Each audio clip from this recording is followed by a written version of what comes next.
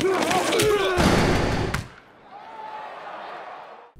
I'm Chris Gasper, and this is Globe 10.0, joined today by Chad Finn. The Patriots offense sputtered a bit on Friday night in the all-important third preseason game. If there is an important one, it's usually the third one. Tom Brady and company had some difficulty in the first half moving the football, and also Brady had some difficulty being protected. Chad, are you concerned at all about this with the Patriots and their offense? Or you think, hey, it's just preseason? Hey, it's just preseason. I really do, because I know there might be some issues with the line, although our colleague Greg Bedard has been telling, even though he calls himself the wet blanket of reason, has been telling everybody that's not an issue. Yeah, yes, he has. I'm going to listen to that. Adamant. He has, and you know, you really haven't seen the.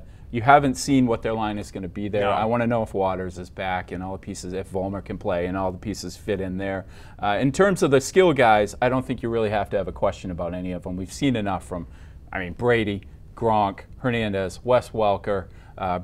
I know Lloyd's had a few hiccups here with Brady, but he's been a very productive guy, and he's not your number one guy anyway. They're going to be fine. Yeah, I think they will ultimately, too. Look, Welker didn't even play in this game, yeah, and that's a huge part of the offense. I thought Ridley looked great, yep, so I think they'll be able to run the ball. I'm on record as being a Ridley guy. I think he adds a different element to the offense, particularly with the running game and big plays. I'm probably more concerned than Greg about the tackle situation. I don't think it's going to be crippling by any means, but I do think that it bears watching, and I'm not ready to just say, hey, it's going to be okay. Right. I think certainly it would be much better if Vollmer comes back, but the question on Vollmer, as always, is health. I think they're a little thin there. You know, 1 or 2 injuries could really put them in a tough spot at the tackle spot. You know, you heard Dante Scarnecchia build up Solder a little bit last week, but there was some.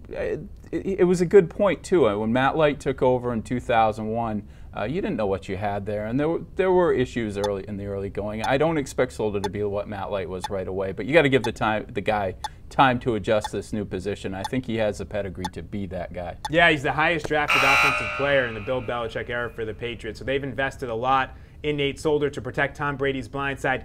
They think he can do it. You know what? Ultimately, so do we.